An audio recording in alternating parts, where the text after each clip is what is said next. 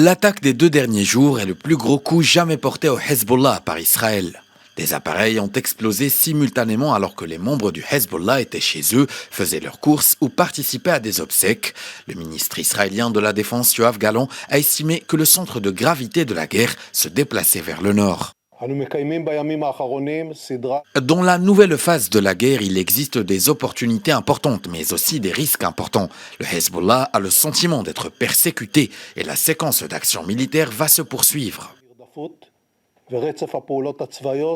Selon une enquête préliminaire menée par les autorités libanaises, les appareils de transmission du parti libanais étaient programmés pour exploser et contenaient des matériaux explosifs. Hassan Nasrallah, le chef du Hezbollah, s'est exprimé après cette nouvelle vague d'explosions. Sa prise de parole alimente les spéculations sur d'éventuelles représailles. Tout ce qui vient de Dieu est bon. Israël est notre ennemi. Vous pouvez tout attendre d'eux, mais Dieu est avec nous. Nous craignons seulement Dieu. Quoi qu'il fasse, nous n'avons pas peur. Nous protégerons notre terre et la résistance continuera à se battre pour la victoire.